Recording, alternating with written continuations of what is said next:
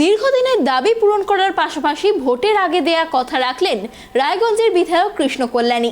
সোমবার কৃষ্ণবাবু একটি রাস্তার শুভ উদ্বোধন করেন। শুভ সূচনা করায় খুশি গ্রামবাসীরা।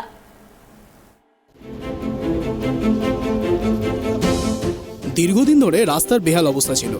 বারবার প্রশাসনকে বলে কোনো কাজ হয়নি। শেষ পর্যন্ত বিধায়কের কানে পৌঁছানোর সাথে সাথেই রাস্তাগুলি তৈরি করার উদ্যোগ গ্রহণ করেন তিনি।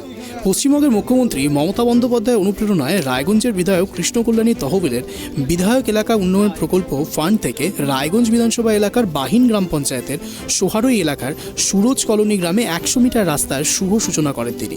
এই কর্মসূচিতে বিধায়ক কৃষ্ণ কল্যাণী ছাড়াও উপস্থিত ছিলেন অন্যান্য নেতারা। আসছিল কল্যাণ দাদা আসছিল। আমাদের রাস্তাটা এর আগে অনেক লোককে বলা হয়েছে, অনেক নেতাদেরকে বলা হয়েছে, কোনো দেখতে আমাদের কাজ হয় নাই। কল্যাণী দাদা আসছিল, দেখে টেকে তারপরে এখন আমাদের কাজটা সমাপ্ত করবে। ভালো লাগলো। ওনাকে বলবো যে আমাদের রাস্তাটা যেন আমাদের ভালোভাবে করে দিক, আমরা এটাই চাই। অনেক লোককে বলা হয়েছে, অনেক নেতাদের বলা হয়েছে, কিন্তু আমাদের রাস্তা করেনি। প্রসঙ্গত, গত বিধানসভা নির্বাচনের আগে এই রাস্তাটি নির্মাণের কথা দিয়েছিলেন বিধায়ক কৃষ্ণ কল্যাণী।